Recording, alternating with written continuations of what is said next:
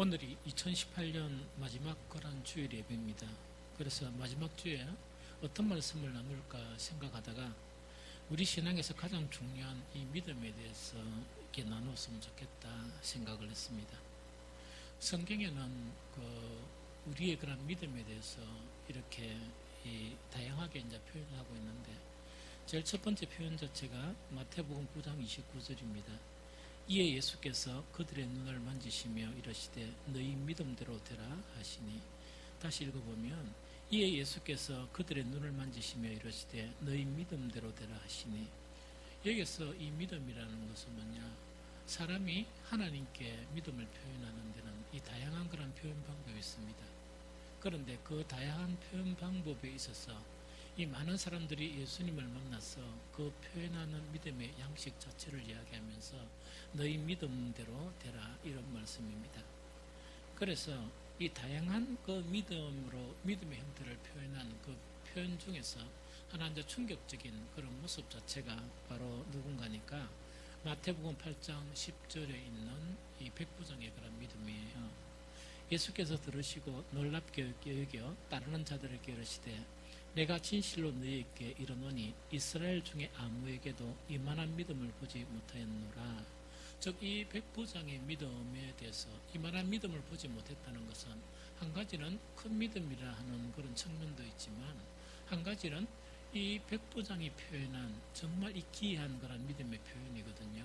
그 믿음의 그런 표현 자체가 바로 어떤 표현인가니까, 바로 자기가 군인 출신이다 보니까 정말 주님께서 말씀하시면 내한테 안 오셔도 되고 말씀만 하시면 그 말씀이 이루어진다 하는 놀라운 그런 이 믿음의 그런 표현이거든요.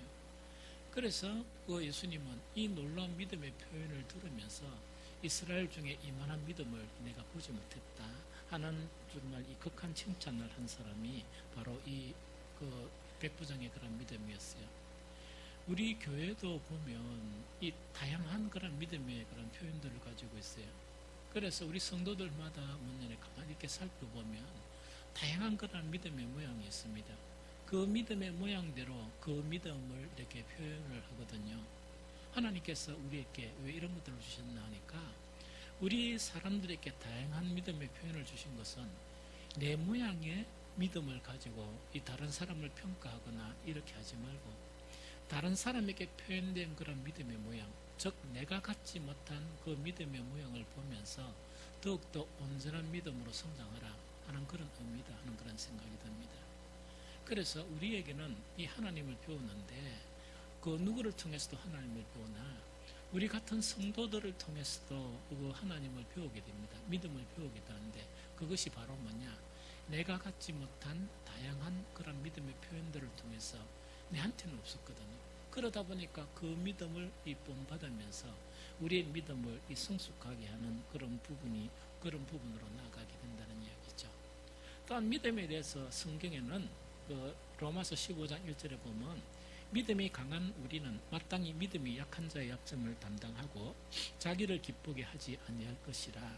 이건 뭐냐니까, 믿음에는 아직까지 다양한 그런 믿음을 표출하고 있지만은 아직 약한 믿음이 있고 또 강한 믿음이 있다 하는 것이 성경에서 우리에게 가르치는 그런 부분입니다. 그러면 중요한 것은 뭐냐, 다양한 그런 믿음의 표현이든지 또 약하든지 좀 강하든지 간에 믿음의 본질적인 가장 기초는 무엇이냐, 정말 믿음에서 이것 자체는 빠지면 안 된다 하는 것은 무엇이냐 하는, 그것이 우리의 그런 아주 가장 중요하게 우리가 생각해야 될 그런 질문이거든요. 그 부분에 대해서 오늘 이사야서 44장 6절 이 본문은 아주 중요한 것을 우리에게 가르쳐주고 있습니다. 이사야 44장 6절을 갖다가 다시 이제 분석을 해보면 두 가지 것을 딱 이야기합니다. 이사야 44장 6절은 하나님께서 직접 하나님을 소개하는 거예요. 하나님이 직접 이 선지자를 통해서 하나님 자신을 소개하는 거예요. 소개하면서 두 가지를 딱 이렇게 소개해요. 제일 첫 번째 소개는 뭐냐, 나는 처음이요 마지막이다. 나는 처음이요 마지막이다 하는 그런 표현이고, 다른 한 표현은 나 외엔 다른 신이 없다 하는 그런 두 가지 그런 표현이에요. 그럼 이것을 갖다가 조금 쉽게 풀이해 보면 여러 가지도 풀이할 수 있지만 조금 쉽게 풀이해 보면 이렇게 풀이할 수 있어요. 나는 처음이요 마지막이다 하는 그 하나님께서 이사야 선지자를 통해서 소개한 하나님 자신에 대한 이 말씀은 어떤 말씀인가 하니까 우리 로마서 11장 36절 전반절에 보면 이런 고백이 있어요. 이 바울이 하나님에 대한 그런 믿음을 표현하면서 아주 이런 믿음을 표현해요. 이는 만물이 주에게서 나오고 주로 말미암고 주에게로 돌아갑니다. 다시 한번 읽으면 이야기다, 그죠? 이는 만물이 주에게서 나오고 주로 말미암고 주에게로 돌아갑니다. 그럼 이거는 어떤 표현인가 하니까 이런 표현이에요. 이 세상 모든 만물, 이 세상 우리 모든 우주, 이것은 바로 그 근원 자체가 바로 하나님이시다. 하나님으로부터 이 세상 모든 것이 왔다가 또 만약에 사라진다 할지라도 하나님에 의해서 이 세상은 사라지기도 하고 한다 하는 그거를 지금 이야기하는 거예요. 그리고 두 번째, 나 외엔 다른 신이 없다 하는 이 표현 자체는 어떤 표현이냐, 이거는 성경을 한 구절 같이 읽어봤으면 좋겠어요. 이사야 40장 25절 말씀입니다. 함께 읽겠습니다. 시작. 거룩하신 이가 이러시되 그런즉 너희가 나를 누구에 비교하여 나를 그와 동등하게 하겠느냐 하시니라. 한번 더 읽겠습니다. 시작. 거룩하신 이가 이러시되 그런즉 너희가 나를 누구에게 비교하여 나를 그와 동등하게 하겠느냐 하시니라.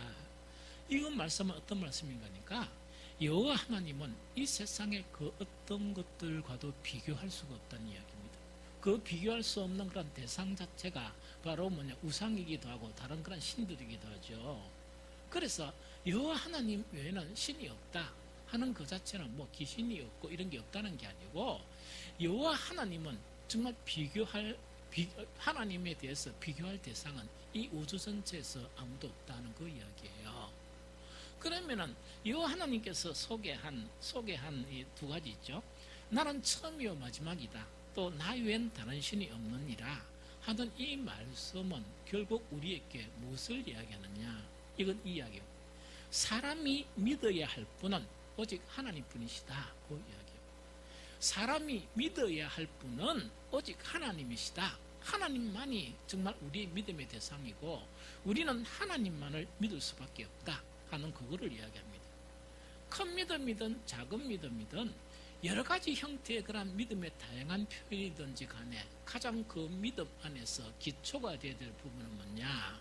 바로 사람이 믿어야 할 분은 오직 하나님뿐이시다 하는 그런 믿음의 고백, 또 실질적인 이 믿음 자체가 그 내용에 포함되어야 한다는 그거 지금 우리가 이야기하는 거예요. 그래서 이런 믿음을 가질 때 하나님께서는 우리에게 어떤 반응을 나타내느냐, 그게 오늘 본문을 쭉 읽다 보면 그 본문 속에 나타납니다. 그 이전에 제일 첫 번째로 우리가 읽어봅니다. 이사야 44장 3절 4절 말씀입니다. 다 같이 함께 읽습니다. 시작. 나는 목마른 자에게 물을 주며 마른 땅에 시내가 흐르게 하며 나의 영을 내 자손에게 나의 복을 네 후손에게 부어주리니 그들이 풀 가운데 솟아나기를 시냇가의 부들같이 할 것이라. 한 번 더 읽겠습니다. 시작. 나는 목마른 자에게 물을 주며 마른 땅에 시내가 흐르게 하며 나의 영을 네 자손에게 나의 복을 네 후손에게 부어주리니 그들이 풀 가운데서 솟아나기를 시냇가의 부들같이 할 것이라. 그럼 이건 어떤 말씀인가 하니까 이 말씀의 본래 의미는 이런 의미예요. 이 당시에 이스라엘이 범죄하고 하나님께 막 징계를 받는데 너희들이 나에게로 돌아와야 된다. 돌아오게 되면 너희도 구원이 되고 너희 후손들에게도 이런 복을 주겠다는 그런 말씀이에요. 그런데 전반적인 이 말씀 자체는 어떤 말씀인가 하니까 우리가 하나님만을 믿게 되면, 즉 이 당시에 그 유대인들 자체는 유대인들의 신앙의 문제가 뭐냐니까 이방의 신들을 갖다가 같이 섬긴 거예요. 이방의 신들을 같이 섬기고 그 다음에 그들이 이 만나는 그런 상황 가운데 하나님만을 탁 붙들어야 되는데 그 붙드는 그런 믿음 자체가 흔들려 버린 거예요. 그러다 보니까 그 두 가지 이유가 끊임없이 하나님의 징계를 받고 또 믿음이 없으므로 그들이 환난을 당하는 그런 일들을 겪게 되는 거예요. 그러면서 정말 나만 믿어야 된다. 우상을 만드는 자는 정말 가정할 뿐만 아니고 가장 미련하고 어리석은 자다. 왜냐니까 이 세상의 믿음의 대상은 여호와 하나님뿐이다 하는 그것을 끊임없이 선지자들을 통해서 이렇게 하나님은 말씀하시는 거예요. 그러면서 정말 믿음의 대상이 나뿐인 그런 신앙을 갖게 되면 너희들은 어떤 복을 받느냐, 너희 후손들은 어떤 복을 받느냐 하는 것이 방금 읽었던 이사야 44장 3절 4절이에요. 그럼 이걸 다시 소상하게 설명하면 이 이야기예요. 지금 우리 현대로서 설명하면, 지금 이 시점으로서 설명하면, 우리가 하나님만 믿게 되면 영원한 구원뿐만 아니고, 즉 영원한 구원이라는 것은 많은 사람들이 이 생각하는 것처럼 예수를 믿게 되면 이 천국 간다, 영원한 구원을 얻는다, 영생을 얻는다 하는 것뿐만 아니고, 여호와 하나님께서는 이 땅에서도 너희 삶이 바뀐다 하는 것을 이야기하는 거예요. 이 땅에서도 너희 삶이 바뀌는데, 그걸 갖다가 이제 비유로 설명하는데, 마치 마른 땅에 시내가 흐르게 하는 삶을 주겠다 이야기다. 그죠? 여러분들 비가 안 나와가지고 이 아프리카 같은 경우에는 한번 보니까 정말 깜짝 놀랐어요. 만약에 우리 아이들이 그런 이 물을 마신다 그러면 정말 이 부모들이 기절할 만한 그런 부분인데, 물에 이 고여있는 흙탕물 있잖아요. 그 흙탕물 자체를 아이들이 마시는 거예요. 왜? 그거 안 마시면 죽으니까. 그거 안 마시면 이 물을 섭취하지 못해서 죽으니까. 그래서 정말 이렇게 어렵게 이 어려운 그런 상황을 당하는 것을 보면서 이 비가 오지 않는 그런 마른 땅으로 이제 비유하잖아요. 그런데 하나님을 믿게 되면 여러분들의 삶 자체가 마른 땅 같은 그런 삶에서 어떤 삶으로 바뀌느냐? 그 마른 땅에서 시내가 흐르는 그런 삶으로 바뀌게 해주겠다는 그게 첫 번째 약속이에요. 그게 첫 번째 약속이고, 두 번째 약속은 뭐냐니까 다시 사람을 식물로 비유하는 거예요. 식물, 이 풀로 막 비유하는 거예요. 이 풀로 막 비유하면서 하나님만을 믿는 그 사람들은 이 막 풀이 자라죠. 풀이 자라면 그 풀처럼 해주는 게 아니고 그 풀 가운데 솟아난 시냇가의 큰 버드나무처럼 만들어주겠다는 그거 지금 이야기하는 거예요. 그래서 이거는 결국은 무엇을 이야기하는 것인가 하니까, 만약 하나님만을 믿는 그런 신앙이 되면 영원한 구원도 보장받을 수 있고, 이 땅에서 삶도 뭐냐니까 보장받을 수 있다. 아주 형통하고 보장받을 수 있는 그런 사람을 누리게 되는데, 특히 한 가지 더 중요한 것은 무슨 부분인 거니까, 믿음을 가진 그 사람에게 뿐만 아니고 그 사람의 믿음은 누구에게 영향을 주느냐? 그 후손에게 영향을 준다는 거예요. 이게 놀라운 거예요. 믿음은 자기 당대에 믿음을 가진 그 사람에게만 영향을 주는 게 아니고 그 후손에게도 복을 주겠다 하신 것이 바로 이 뭡니까? 하나님만을 믿는 신앙이 있죠. 이 믿는 신앙에 대한 하나님께서 우리 한 개인에게 주신 하나님의 약속이에요. 그게 이제 하나님의 약속입니다. 그래서 우리 모든 성도님들은 지금까지도 그래왔지만 앞으로도 내년에도 하나님만을 믿는 그런 믿음하고, 또 그 믿음 때문에 하나님께서 허락하신 영원한 복이나 영원한 천국은 우리에게 보장되지만, 이 땅에서 나그네 삶도 복을 누리며 살아야죠. 그래서 그런 복을 누리며 사는 여러분들의 삶이 되기를 축복합니다. 그러면 이제 중요한 게 이런 부분입니다. 믿음은 반드시 뭐냐니까 하나님에 대해서 믿음이 표현되어야 돼요. 그 믿음이 표현되어야 되는데, 정말 성경에서 가르치는, 또한 지금 우리 신앙생활에서 가장 중요한 하나님만을 섬기는 그런 믿음의 표현이 있죠.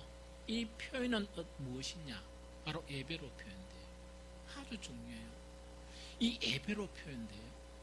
그래서 아무리 내가 이 여러 가지 다양한 표현으로, 그죠? 나는 하나님을 믿는 믿음이 이런 표현이다, 나는 하나님을 믿는 믿음이 저런 표현이다, 이렇게 말을 한다 손치더라도 예배를 받으셔야 될, 즉 모든 만문의 근원이시고 또 우리를 만드신 바로 분이신 그 하나님 앞에 드리는 예배가 실패가 된다. 그러면요, 아무리 다양한 믿음의 표현이라도 그 믿음의 표현은 의미가 상실될 수밖에 없습니다. 의미가 상실될 수밖에 없습니다. 왜냐니까 그 하나님 우리를 만드시고 또 이 천지 창조하신 그분 자체는 우리에게 합당하게 예배를 받으실 그런 분이시기 때문이에요. 그 예배를 받으실 그런 분이기 때문이에요. 그래서 우리 각자가 이 예배를 드린다는 것은 뭐냐, 단체적으로 예배를 드리지만 예배는 한 개인 자체가 바로 하나님이 나에게 주신 그런 여러 가지 은혜에 대한 그런 표현이고, 뿐만 아니고 정말 이 세상을 살아가는데 하나님의 도움이 없이는 안 된다는 그런 표현 자체, 그것도 개인적인 표현이 바로 무엇이냐, 하나님께 드리는 예배예요. 자, 오늘 이 시간 뭐냐, 목사도 하나님께 예배를 드려요. 오늘 기도한 기도자도 예배를 드리고, 찬양 인도한 자도 하나님께 예배를 드리고, 우리 모든 사람도 예배를 드리는데, 이 예배는 이런 예배가 아니에요. 연합해서 이 뭉뚱그려져 가지고 하나님께 예배로 드리는 그런 예배가 아니고, 하나님은 정말 우리 예배를 어떻게 받으시는가, 한 사람 한 사람의 예배를 받으세요. 그 한 사람 한 사람의 예배를 받으시는 거예요. 그래서 동일하게 예배를 참석했다 손치더라도 하나님의 반응은 전혀 달라요. 하나님의 반응은 전혀 달라요. 하나님, 나는 맨날 며칠 그 빛과 소공교에서 그때 예배 참석했는데 하나님은 나에게 왜 이렇게 소홀하십니까? 이거는 안 돼요. 왜냐니까 하나님은 예배를 받으시는데 누구의 예배를 받으시느냐? 우리 한 사람 한 사람의 그런 예배를 받으시는 거예요. 이 한 사람 예배를 받으시는 거예요. 그러면은 왜 예배가 중요하냐니까, 이것이 예배가 중요한 이유예요. 많은 사람들이 하나님을 믿기 때문에 우리가 어떤 어려운 일을 당하거나 안 그러면 하나님이 필요하기 때문에 하나님을 찾죠. 하나님을 찾는다, 그죠? 문제는 수많은 사람들이 하나님을 찾는데 하나님께서 내가 여기 있다 이렇게 반응을 해주셔야 돼요. 반응을 해주셔야 되거든요. 참믿음이란 어떤 믿음이냐, 하나님이 필요해서 하나님을 딱 찾는데 하나님께서 내가 여기 있다 이렇게 반응을 해야 그것이 참믿음인 거예요. 그런데 성경에서요, 하나님께서 도리어 사람을 찾는 경우가 있어요. 하나님께서 도리어 사람을 찾는 경우가 있는데, 그 경우가 어떤 경우냐, 그 몇 가지 중에서 예수님께서 말씀하신 것이 바로 요한복음 4장 23절 24절이에요. 제가 읽으면, 하나님께 참되게 예배하는 자들은 영과 진리로 예배할 때가 오나니 곧 이때라. 아버지께서는 자기에게 이렇게 예배하는 자들을 찾으시느니라. 즉 이거는 뭐냐니까, 가장 좋은 신앙은 어떤 신앙인가 하니까, 내가 하나님을 탁 부를 때 하나님이 응답하는 거예요. 내가 하나님을 탁 찾을 때 하나님께서 내한테 가까이 이렇게 와서 내가 여기 있다 이렇게 반응하는 거예요. 그런데 참 중요한 것은 뭐냐, 하나님은 어떨 때 정말 영과 진리의 예배를 드리는 그런 사람에게 하나님은 그 사람을 찾으신다는 이야기죠. 이거는 뭔 이야기일까? 만나주신다는 그 이야기예요. 하나님이 만나주신다는 그 이야기거든요. 그래서 우리는 정말 이 예배가 이 신앙의 표현에서 하나님만을 믿는 그 믿음의 표현에서 이 예배는 너무나 중요한 거예요. 올 한 해 동안 계속 강조한 것이 바로 뭐냐, 예배의 회복이었어요. 정말 신령과 진정의 예배의 회복이었고, 영과 진리의 예배의 그런 회복, 이거 자체를 지속적으로 가끔씩 계속 강조를 했거든요. 내년 이 한 해도 뭐냐니까, 우리는 예배에 정말 영과 진리의 예배로 주님께 예배를 드려야 돼요. 그 예배 드리는 자를 하나님은 반드시 만나주십니다. 하나님이 만나주신다는 것은 어떤 의미냐, 아무 힘없는 청와대에 계신 우리 그 대통령이 우리 만나주는 거 있죠. 그거하고 질적으로 차이가 납니다. 우리 부산시장이 만약 우리를 만나주는 거 있죠. 만나기 어렵죠? 그 만나주는 거는 별 의미가 없습니다. 그들이 만나주고 하는 이야기는 공약이라는 것은 뭐냐, 아무것도 이룰 수 없는 이 토왕된 이 약속밖에 못합니다. 그래도 거기 만나려고 막 애를 쓰죠. 정말 공약을 안 하시는, 완전히 반드시 이루시는 말씀만 하시는 그 하나님이 누구에게 만나 주신다고? 정말 영과 진리로 예배 드리는 자를 만나 주신다는 이야기죠. 이게 아주 중요해요. 그 다음에 왜 하나님만을 믿는 신앙의 예배가 중요하냐?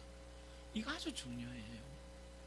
여러분들 예배에 딱 보면은 이 예배 안에는 어떤 것들이 표현되어 있느냐?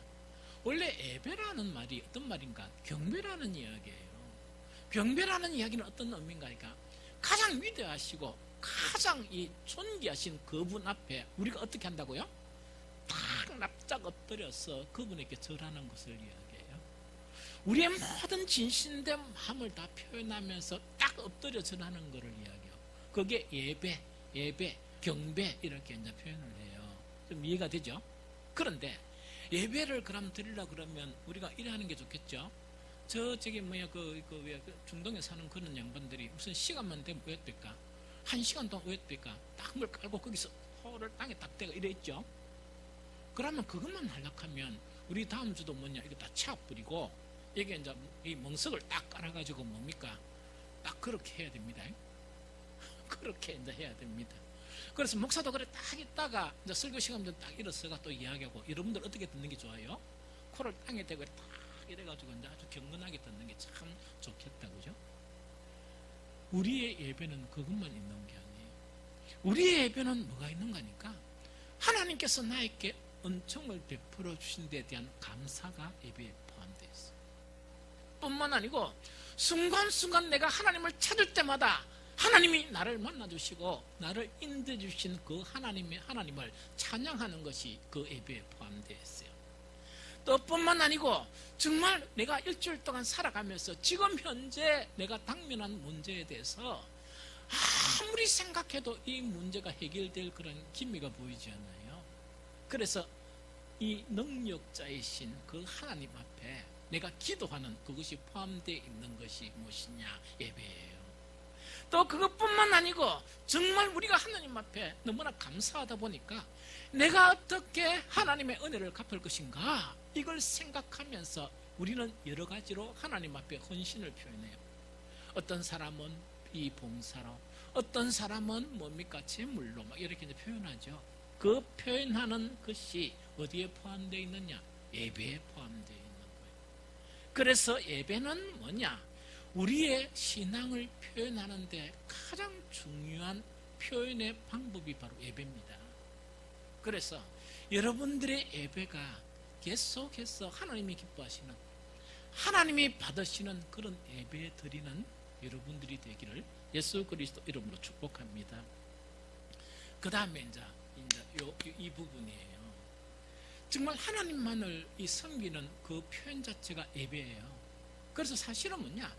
이 사람이 정말 하나님만을 섬기느냐, 정말 하나님만을 믿느냐 하는 것 자체는 그 사람이 예배 드리는 모양만 보고도 어느 정도 예측할 수 있습니다.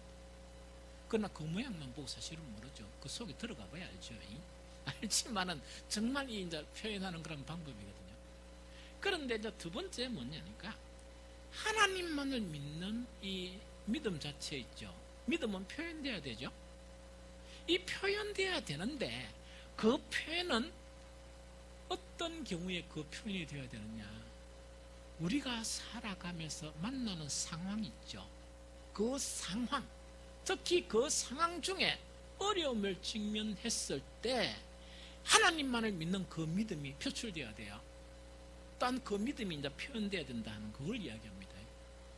우리가 살아가면서 이 많은 그런 상황과 많은 일들을 만나게 돼요. 그때 진정한 하나님만을 믿는 믿음은 이렇게 이제 개인적으로 표출되는 거예요. 자, 여러분들, 이 남편과 아내가 한 가정에서 살죠. 살아도 뭐냐니까, 부부는 한 몸이다 이러면 이 남편이 이렇게 이 표현할 수 없는 그런 어려움이 있다겠다. 마음의 어려움이 있다. 그러면 아내도 동일한 어려움이 있겠어요? 없습니다. 때로는 아내가 모르는 그런 어려움이 있는 거예요. 아내도 마찬가지예요. 일평생 그 남편과 함께 이래 살아도 뭐냐니까 남편은 편안해요. 그런데 그 남편이 모르는, 남편이 해결할 수 없는 그런 마음의 짐을 또 가질 수 있는 거예요. 단 그뿐만 아니고 여러 가지 어려운 그런 상황을 직면했을 때 우리에게 필요한 게 뭐냐? 하나님만을 믿는다는 것은 그때 누구만을 의뢰하는 거예요? 하나님만을 딱 붙드는 거. 이것이 그 신앙이에요. 이것이 그 신앙이에요. 이것을 표현한 한 사람이 있는데 그 사람이 바로 누구냐? 바로 이 바울이에요. 우리 고린도서 1장 8절 9절을 같이 읽어볼까요? 고린도서 1장 8절 9절. 자, 시작.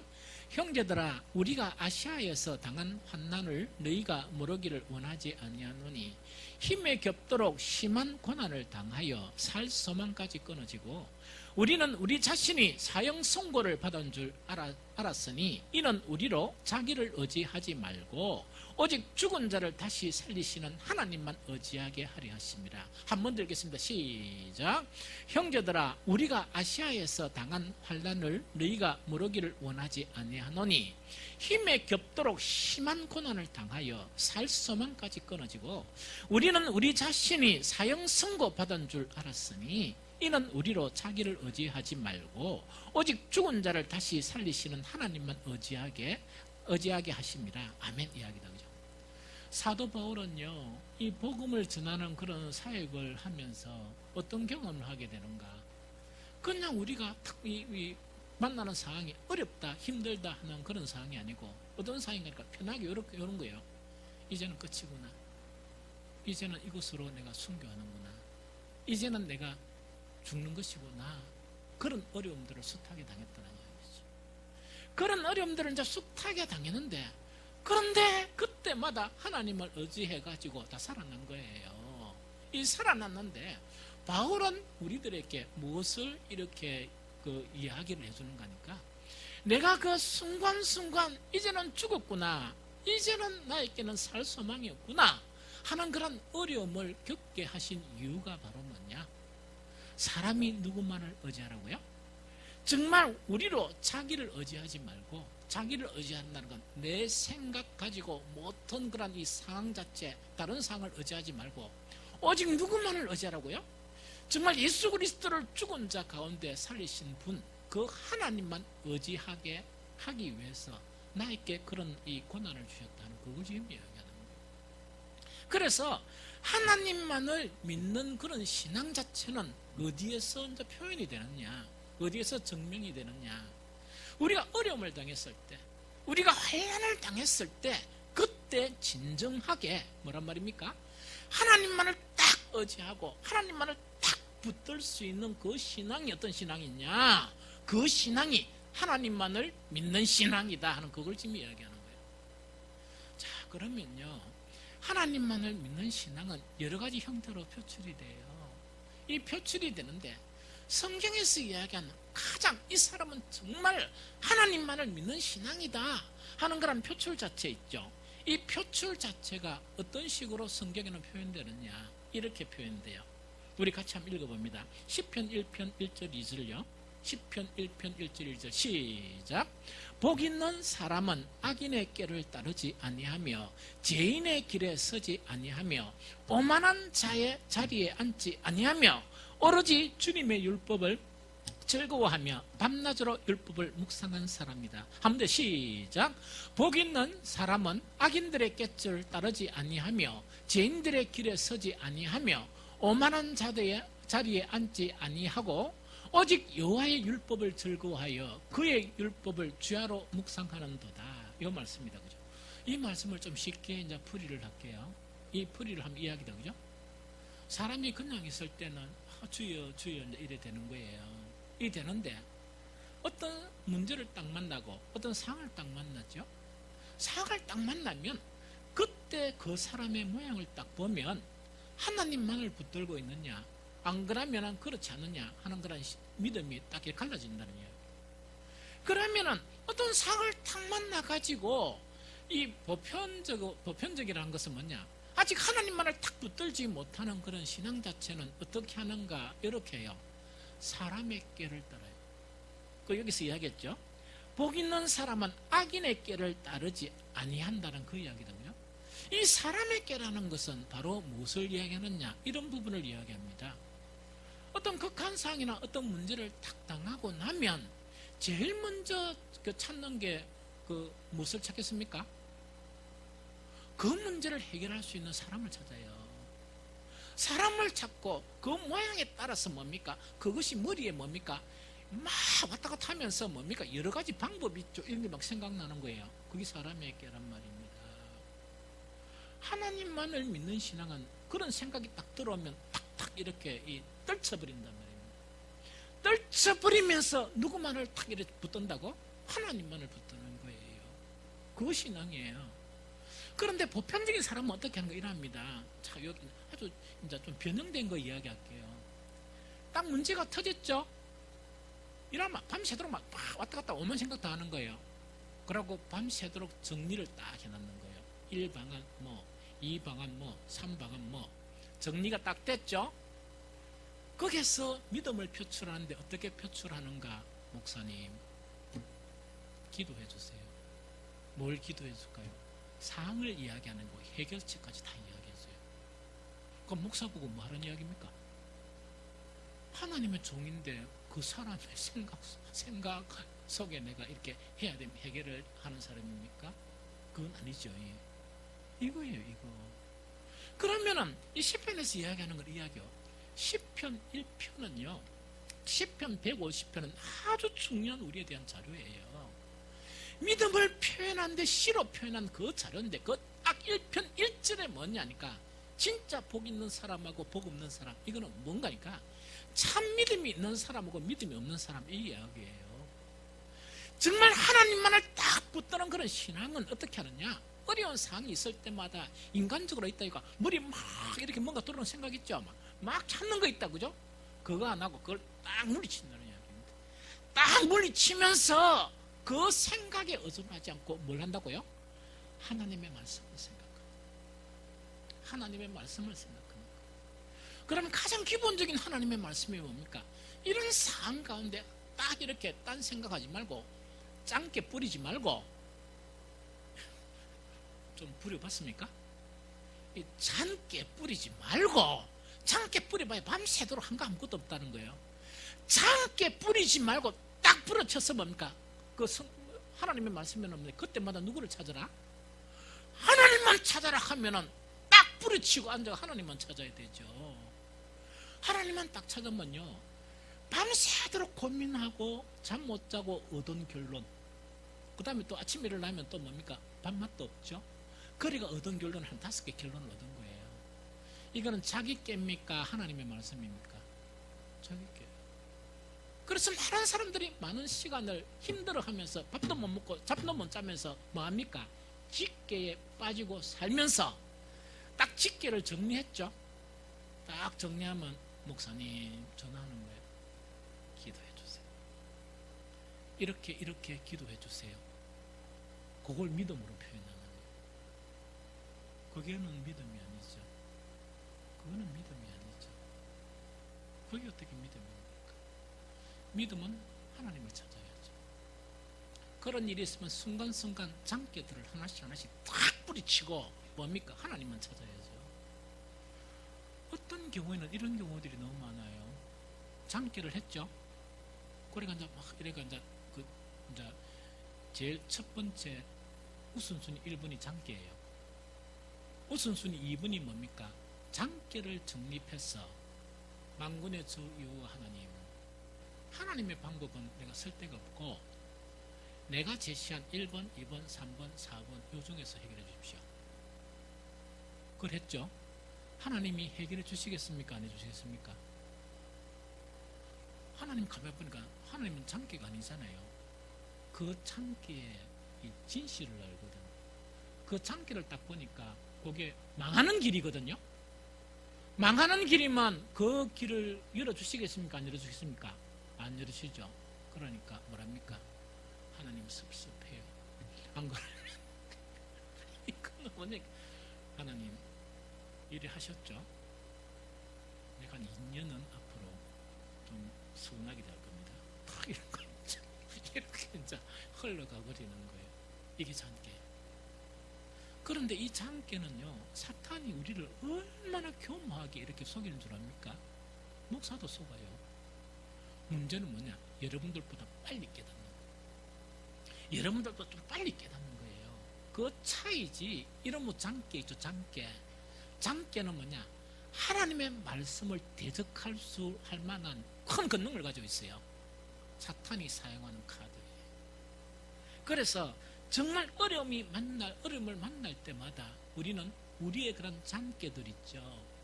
이것 자체를 버리는 훈련이 되어야 돼요. 이걸 딱 버리고 난 다음에 하나님의 말씀을 딱 붙들고 하나님을 향해서 나아가게 될 때 뭐가 일어난다고요? 하나님은 그 믿음을 보시고 응답하시는 거예요. 그 믿음을 보시고 응답하시는 거예요. 이런 믿음을 가지시기를 예수 그리스도 이름으로 축복합니다. 마지막 한 가지요. 잔깨도 우리에게 큰 이렇게 하나님만을 믿는데 이렇게 뭡니까? 도움이 안 돼요. 이 도움이 안 되는데 우리의 그런 하나님을 믿는 신앙에서도 걸림돌이 되는 게 있습니다. 걸림돌이 되는 게 누구겠습니까? 사람이에요, 사람. 절대로 사람은 믿음의 대상은 아니에요. 이걸 우리가 계속 배워야 돼요. 계속 배워야 돼요. 그러면 많은 그리스도인들의 고민이 어떤 고민인가 하니까 특히 오늘날 이 교회가 혼란스러운 세대에서 고민은 어떤 고민인가 하니까 교회가 힘든 거예요. 또한 교회가 힘들다 보니까 교회가 찾기가 너무 힘든 거예요. 너무 힘든 거예요. 그래서 목사들은 그 어떤 교회요? 그 이제 사실은 교회라는 거는 이 본질이 뭡니까? 구원받은 성도들의 모임이죠. 그러면 교회가 힘든다는 것은 뭐가 힘든다는 겁니까? 사람이 힘든다는 거죠. 그래서 이제 목사들은 바로 뭘 찾는 거니까 성도들이 좋은 성도들이 있는 교회에 담임 목회를 하고 싶어 해요. 무슨 말인지 좀 알겠죠? 하고 싶어 하는데 나는 하나님께서 복을 주셨어. 교회는 좀 작지만 우리 한 번씩 목사님들이 뭐냐, 목사님 복 받았어 이런 이야기를 해요. 그래서 가만히 생각해 보면 나는 우리 좋은 성도들을 만난 것 같아요. 만난 것 같아요. 제가 어떻게든 100%는 아니지만 그래도 맞는 것 같아요. 그런데 뭐냐, 성도들은 그 어떤 사람을 찾아요? 정말 좀 이상적인 그런 이 목사하고 그 다음에 목사만 또 있으면 안 되죠. 이상적인 교인들을 만나야 되죠. 그 교인들인데 보통 이제 생각하는 것은 누굽니까? 그 대상은 직분자들이에요. 내가 가만히 보니까 초신자들이 아니고 직분자들이거든요. 그래서 참 직분자들이나 이 목사는 뭡니까? 그 힘든 위치다. 왜냐니까 이상적이어야 되니까 그렇다는 이야기죠. 그래서 예수님께서는 뭐냐, 그 제자들 있죠. 제자들에게 무엇을 말씀하신 거니까 마태복음 5장 48절에 그러므로 하늘에 계신 너희 아버지의 온전하신 같이 너희도 온전하여라. 다시 읽어드릴게요. 그러므로 하늘에 계신 너희 아버지의 온전하신 같이 너희도 뭐하라? 온전해란 말이에요. 왜? 우리가 온전하면 온전할수록 뭐냐? 복음 자체가 큰 유익이 되니까. 복음 자체가 큰 유익이 되니까. 그런데 예수님의 이 말씀은 우리의 목표죠. 목표일 뿐이지 목사나 직분자들이 온전할 수 있습니까? 없습니까? 온전할 수 없죠. 이래서 이것이 영원한 숙제예요. 영원한 숙제예요. 그래서 제가 그냥 교회를 보면서 어떤 생각을 하는 거니까 교회란 완성되어져 가다가 그 한 사람 한 사람이 주님을 만나는 것이다.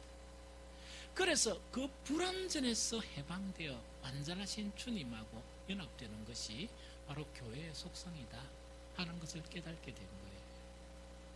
여러분들 분명히 이야기할게요. 이 세상에 아무리 찾아도 천상교회는 없습니다. 온전한 교회 없어요. 여러분들이 아무리 찾아도 온전한 사람은 없습니다. 제 개인적으로 하면 뭐냐, 제가 젊었을 때부터 제자 훈련에 좀 몰입했어요. 제자 훈련이라는 것은 어떤 속성을 가지고 있느냐?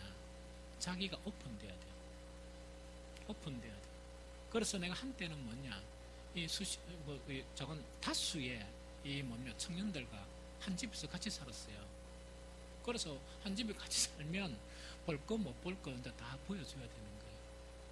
그리고 그렇게 이제 하다가 보니까 제 목표 자체가 뭐냐니까 내를 표현하고 내를 보여주는데 이렇게 스스럼이 별로 없어요. 그러다 보니까 내 자신에 대한 훈련이나 이걸 갖다가 하는데 노력하겠습니까? 안 하겠습니까? 엄청 노력하죠. 엄청 노력하지만은 지금 제가 나이가 몇 살입니까? 한 번씩 보면 사람과의 관계에서 아직 온전하지 못한 내 모습을 보거든요. 그게 인간이에요. 그게 사람이에요. 그렇다고 해서 나는 그럴 때마다 내 자신에 대해서 절망하지 않습니다. 절망하지 않거든요. 왜? 나는 온전해 가는 사람이지 나는 온전 그 자체가 아니라는 얘기죠. 그러다 보니까 만약에 어떤 관계성에 좀 문제가 생기면 나는 곰곰이 생각을 해요. 하면서 내 자신을 변신하고 또 변신하고 이런 거를 지속하는 거예요. 우리도 다 마찬가지. 그래서 뭐냐니까 절대로 우리 모든 성도들은 하나님만을 딱 믿는데 교회 공동체가 혹은 뭡니까? 사람이 우리의 걸림이 되었습니다. 그걸 배워야 돼요. 그거 못 배우면 큰일 나요. 그러면 어떤 경우는 이런 경우도 있겠죠. 이제 이건 제 개인적으로 목사라도 뭐냐니까 아따 힘들다는 것은 뭡니까? 우리 성도들을 온전하게 해 나가야 되는데 때론 보니까 좀 힘들다 느끼겠죠? 나는 그때마다 누구를 통해서 위로를 받느냐? 모세를 통해서 위로를 받아요. 모세가 광야에서 이스라엘 민족을 이끌어 나가죠. 늘 요거도 묻죠. 그걸 보면서 나는 할렐루야 모세보다 훨씬 낫다. 모세보다 훨씬 낫다. 왔다 내가 모세 그때 서면 나는 중간에 안 죽었겠나 뭐 이런 생각을 해요. 그래서 항상 이런 부분을 이렇게 생각하는 게 좋아요. 우리 어머니께서 지금 다 교회도 다 나오시는데 제가 요새는 좀 자주 찾아뵈면서 어머니를 많이 생각을 해요. 어머니를 생각하는데 어머니는 나에게 참 좋은 선생님이었다 하는 그런 생각을 가끔씩 해요. 한 가지가 내가 다 목회하면서 힘들 때 딱 보더만 어렵지 딱 하더만은 딴 말 안 하고 다 팔아라 이야기 좀 뭐 팔 것도 별로 없는데 그러면서 우리도 네가 공부 시기 때 다 그랬다 다 팔아 그러고 한 번은 딱 가니까 뭐냐니까 내가 유언을 한다 그 이야기예요. 첫 봉급을 타가지고 하나도 안 쓰고 그걸 모아가지고 묘지를 딱 사놨는데 나는 유언한다. 그때 수영로교회 그 계실 때 뭐라고 하는 거니까 수영로교회에서 요새 이야기하는데 매장하는 거 안 좋다 하더라. 화장해야 된다 하더라.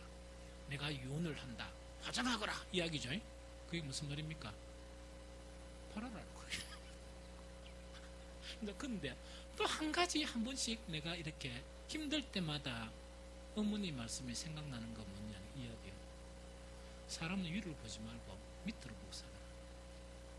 사람은 위를 보지 말고 밑으로 보고 살아라. 그 이야기였습니다. 그게 뭐냐니까 모세가 고생 태바지했잖아요. 40년 동안.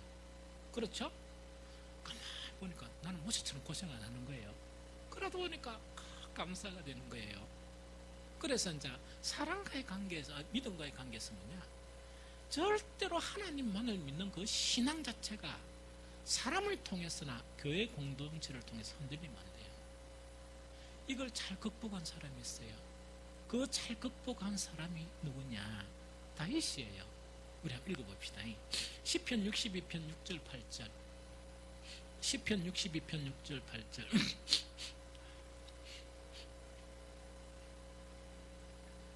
다 같이 읽어봅니다. 시작. 오직 그만이 나의 반석이시요 나의 구원이시니 나의 요새이시니 내가 흔들리지 아니하리로다. 나의 구원과 영광이 하나님께 있으며 내 힘의 반석과 피난처도 하나님께 있도다. 백성들아 시시로 그를 의지하고 그 앞에 마음을 토하라. 하나님은 우리의 피난처시로다. 요 시편뿐만 아니고요, 시편 곳곳에서 보면 다윗이 위대한 점은 뭐냐? 믿음의 대상은 오직 하나님밖에 없습니다. 오직 하나님밖에 없고 극한 상황 가운데서도 하나님만을 믿는 신앙 자체가 흔들리지 않았어요. 그게 위대한 거예요. 그러면은 이 다윗이요, 정말 어떤 상황 가운데서도 하나님만이 우리의 구원이시고 나의 믿음의 대상은 오직 하나님뿐이다, 이렇게 하면서 다윗이 뭘 정립하느냐? 사람은 누구인가? 이걸 정립하는 거예요. 그래서 시편 62편 6절 8절에서 하나님만이 나의 그런 신앙의 대상이시다 이야기하면서 바로 9절 있죠. 9절에 보면서 뭐냐? 그럼 사람은 어떤 존재냐? 그 지금 이야기하는 거예요. 함께 읽어볼까요? 시편 62편 9절. 자, 시작. 아, 슬프도다. 사람은 입김이며 인생도 속임수이니 저울에 달면 그들의 입김보다 가벼우리로다. 한 번 더 시작. 아, 슬프도다. 사람은 입김이며 인생도 속임수이니 저울에 달면 그들의 입김보다 가벼우리로다. 이 다윗은요, 하나님에 대한 정립을 정확하게 하고 있었고, 또한 사람에 대한 정말 이 사람의 존재가 어떤 존재이냐 하는 것을 정확하게 정립하고 있었어요. 시편 62편 9절을요, 세 번역으로 읽으면 더 리얼하게 표현해요. 제가 읽어드릴게요. 신분이 낮은 사람도 입김에 지나지 아니하고 신분이 높은 사람도 속임수에 지나지 아니하니 그들을 모두 다 저울에 올려놓아도 입김보다 가벼울 것이다. 다시 읽어드릴게요. 신분이 낮은 사람도 입김에 지나지 아니하고 신분이 높은 사람도 속임수에 지나지 아니하니 그들을 모두 다 저울에 올려놓아도 입김보다 가벼울 것이라 이야기입니다. 이해되겠죠? 그럼 이거는 뭐냐니까, 물론 이 작은 교회는 목사들이 다 노출이 돼요. 특히 우리 교회는 더 노출이 되는 그런 부분이 많죠. 그러다 보니까 뭐 실망할 것도 별로 많이 없고, 왜냐니까 뭐 그런 데서 뭐 감추고 이런 부분도 뭐 많이 없으니까. 그렇죠? 문제는 이제 이렇게 좀 그 목사님이 접근하기 힘든 분들 있죠. 그 분들에 대해서 이야기를 들어보면 화장실도 안 가는 분, 이런 거 있죠. 막 그렇게 생각을 한다 그래요. 그런데 어떤 부분이 노출이 되어버린 거예요. 노출이 딱 되어버리면 왜 그 사람한테만 실망하면 되고 그 입김이지 이렇게만 생각하면 되는데, 그 믿음 자체, 하나님에 대한 믿음이 있죠. 이게 흔들려 버리는 거라. 이 사탄의 수작이에요. 절대로 그 현혹되면 안 돼요. 절대로 현혹되면 안 됩니다. 그래서 다윗은 뭐냐? 분명하게 했던 거예요. 하나님은 유일한 믿음의 대상이시다. 사람은 뭐냐? 자, 다윗은 왕이죠. 온갖 지 높고 참모 다 있죠. 그러면은 이 다윗 자체가 가만히 이렇게 보니까, 자기를 포함해가 딱 보니까 이거는 뭐란 말입니까? 신분이 낮은 사람도 입김이 있죠. 후하다 보면 입김 놓다 없어져 버리죠. 그 입김에 지나지 않고 신분이 높다고 막 다윗 앞에 젠척하는 사람도 있죠. 이건 또 보니까, 야 이놈아, 나는 이보다 높은 왕인데 뭘 그렇게 속일라 카노? 왕인 나도 이것밖에 안 되는데 왜 그래 속일라 카노? 이야기했죠. 그 이야기예요. 야 임마 아쓰라, 그냥 있는 대로만 표현해보라. 그 이야기. 그런데 다윗이 위대한 점이 있어요. 다윗은 왕으로서 그 사람들, 어떤 사람입니까? 입김보다 가볍고 뿐만 아니고 뭡니까? 속임수 투성으로 있는 그 사람들을 다스리는데, 그 사람들이 싫다고 그 사람들을 버리고 혼자 산으로 갔습니까? 안 그러면 그 사람들을 다스렸습니까? 다스렸어요. 하나님의 의로서 그 사람들을 다스리고 하나님의 끊임없는 그 사랑으로 하나님을 다스린 거예요. 그래서 때론 다윗도 뭡니까? 기분이 되게 나쁜 거는 뭐가 나쁜가? 하나님의 율법을 무시하는 사람들은 속에 불불 끓으면서 막 미워하는 거예요. 이해되죠? 하나님의 그런 율법을 사랑하는 사람들은 뭡니까? 이렇게 넘치는 사랑을 가지고 막 사랑하면서 한 번도 그 백성을 포기하지 않고 선군으로서 약 40년 동안 하나님이 보시기엔 너무나 온전하게 그 백성들을 다스린 거예요. 사람을 이야기해 줄게요. 하나님은 우리에게 믿음의 대상이에요. 한 가지 더 이야기할까요? 이 세상에서 온전한 사랑으로 사랑할 수 있는 분은 하나님밖에 없습니다. 우리 사람은 어떤 사람이냐? 온전한 사랑이 아니고요, 정말 용납하면서 용서하면서 오래 참으면서 베풀어야 할 대상이 누구라고요? 사람이에요. 두 번째, 사람은 어떤 사람이냐? 예수님께서 이 땅에 오시면서 주님의 몸된 교회를 보여주신 거예요.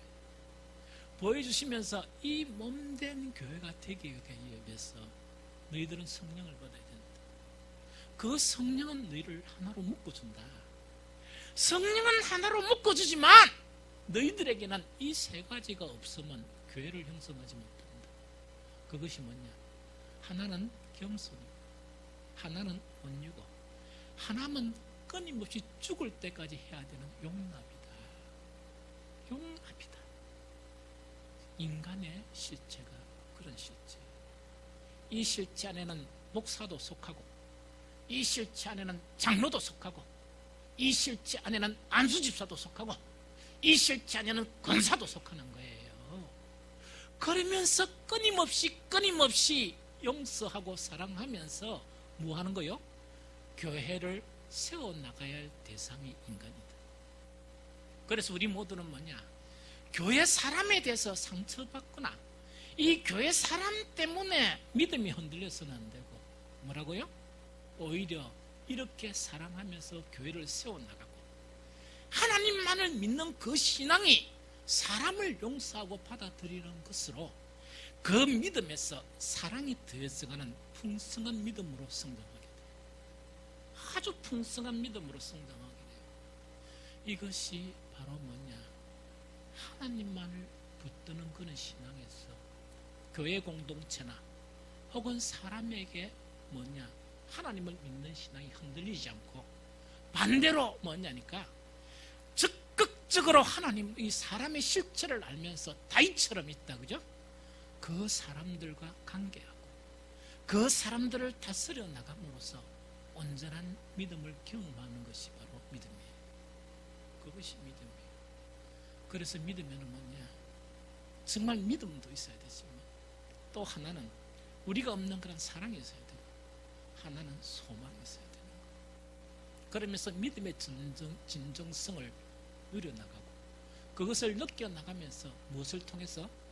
예배를 통해서 하나님을 찬양하고, 예배를 통해서 하나님께 감사하고, 예배를 통해서 또 다른 이 온전한 나 있죠, 온전한 믿음을 구하게 되는 그것이 예배예요. 정말 이 연말에 이런 신앙이 더 풍성해져야 됩니다. 내년에는 이런 믿음 자체가 더 풍성해지는 저와 여러분들이 되었어요. 우리 빛과 소금교회는 아름다운 교회를 향해 나갈 수 있는 그 터전이 형성되기를 예수 그리스도 이름으로 축복합니다. 우리 찬송